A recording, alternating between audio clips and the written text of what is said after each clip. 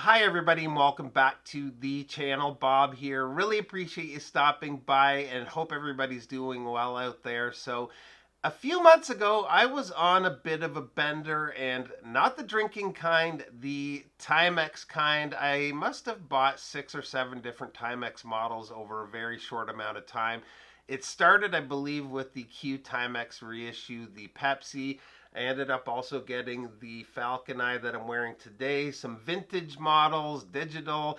I was really going down the rabbit hole, but I took a break for the last few months until Timex and Todd Snyder announced their latest collaboration. Too cool to pass up. So I guess I'm off the wagon when it comes to Timex, but let's switch things up and take a look at the watch.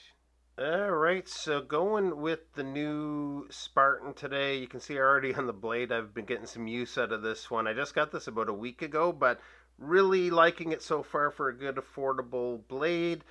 I do notice we have a little bit of a bump here, so hopefully everything's okay.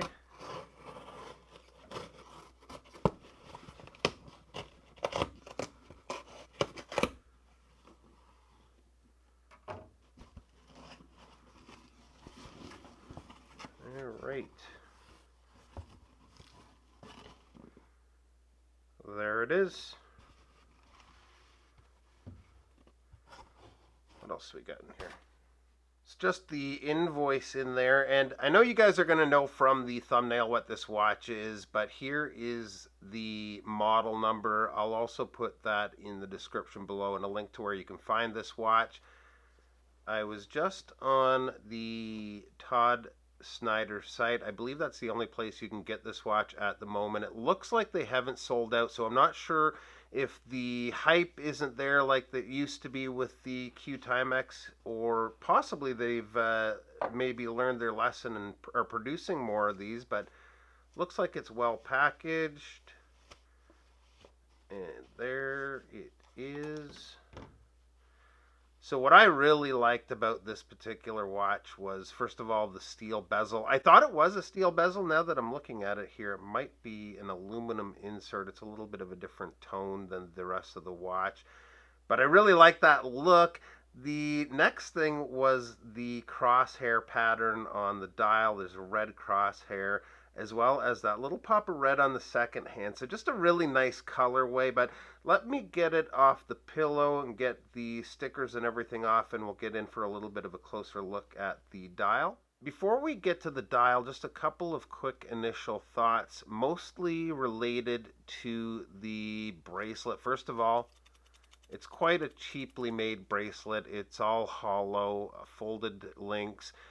The thing that's kind of bugging me a little bit with this, and I'm not sure how it's going to wear, and I'm not sure if you can make it out here or not, but there's these ridges on the underside of the bracelet, just sort of from here to here, and those are where the links, there's a good look at it. That's how you size the bracelet, but they stick up quite a bit on the underside of that bracelet, so I'm not sure if that's going to cause a comfort issue.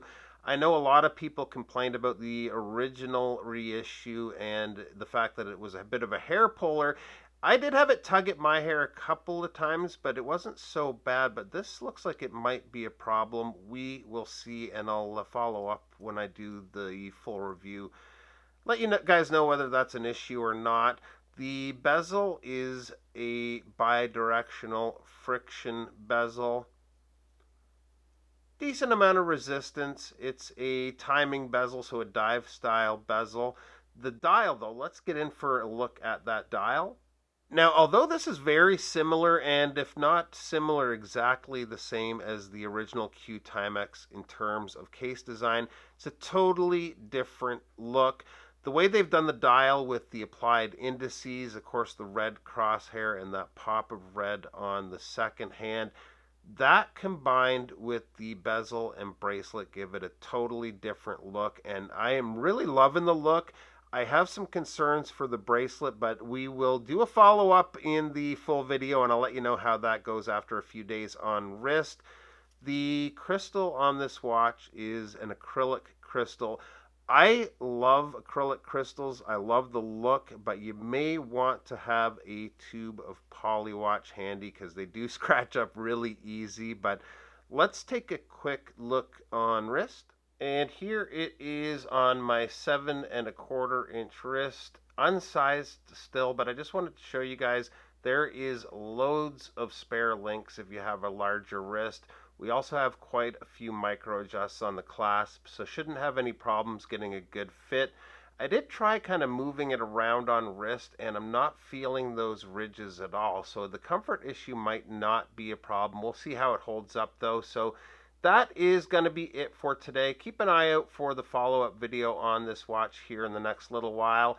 Appreciate you guys stopping by, and we'll see you real soon. Bye-bye.